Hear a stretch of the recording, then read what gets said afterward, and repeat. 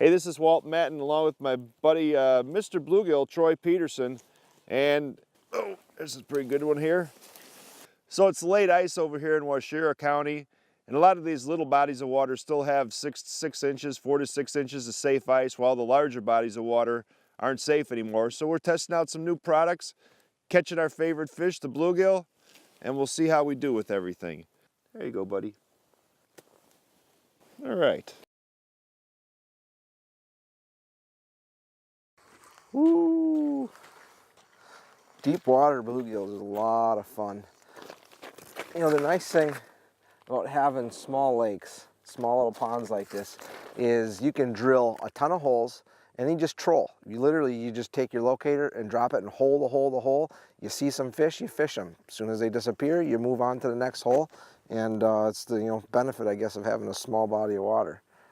Nothing huge, but good fighters. Swim away. I got a bluegill, Walt. All right. I just switched colors and went to one of the multicolor my moons. Oh, look at that. Wrapped around the transducer cord, obviously. Went to a purple and white and went a little bit smaller. Look at the colors on those fish. Not huge, but he fights good. It's his lucky day today. He gets to go home. Oh. Oh. Oh. Oh. Hey, Troy. Uh-oh. Ooh. Ooh. This might be one of them big ones you were talking about. You got a good one there, Walt? Ooh, yeah, she looks so, yeah. big. Yeah. Yep. That's what we're... Nice to have those little knee pads you got. Yes. Huh? Keeps your knees dry. Yep. And we're not getting any younger. What do you got there? What do we got there? Oh, you got down in the weeds. Got down in the weeds. Ooh. Look at that bluegill. Look at that bluegill. Oh boy, that's a nice bluegill there. That is a bluegill. That's Mr. Bluegill holding the bluegill. That's over 10. Big giant bluegills. On the multi-my-moon with a little plastic dressing to make a little bug out of this thing. But this is kind of a chartreusey lime flavored one here. And we've got some new tungsten too coming out that I'm going to show you that's going to blow your mind.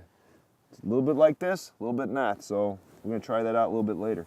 You know, the importance of having a good lake and keeping in a good lake is putting big fish like this back. So many people come and they look for, oh, I want to keep 9 and 10-inch bluegills. Guys, that is your breeding stock. That is what makes the fish that you're catching. Put them back in and your lakes will keep producing big fish.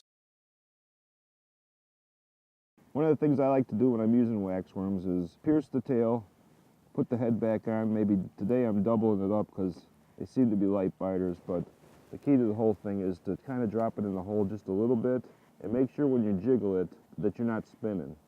If your wax worm isn't set right or your tail isn't set right, a lot of times that jiggle spins, especially on the lighter jigs. And if it spins, that's not a natural presentation. So keep it from spinning. Another key is to use a straight line reel, because with a straight line reel, when you're dropping the line down, it comes off straight. It's not putting twist into the line like a spinning reel does, and that keeps your line from twisting. Oh, there's one down there. He just came in and smacked it.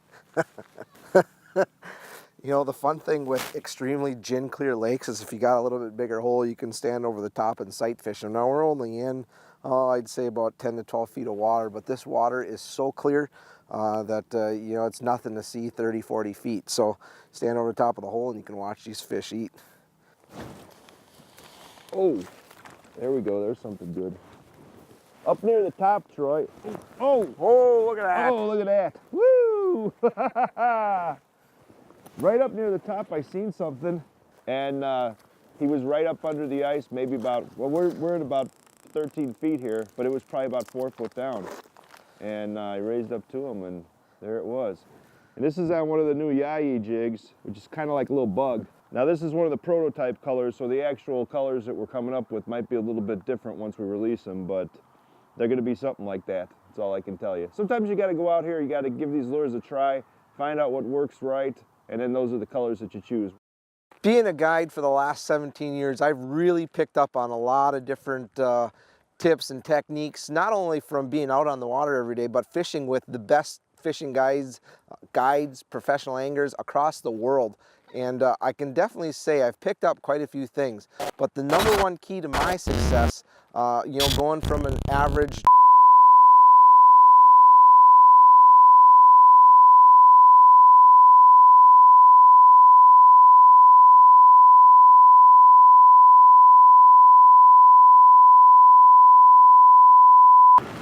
Hey, we caught some pretty good fish out here, Troy, today. That was a good day, you know, Yep. despite the conditions, some fog and some rain, but Right. you know, it is late ice. It's that time of the year.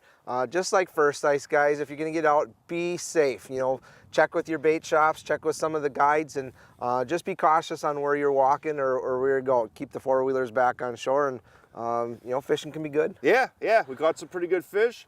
You can see we're the last guys out here, and hopefully we'll be the first guys next year. So go to your local tackle shop or go to customjigs.com and check out the new Yayis, some of the new check eye colors, and the new Glasba. Midwest Outdoors will be right back.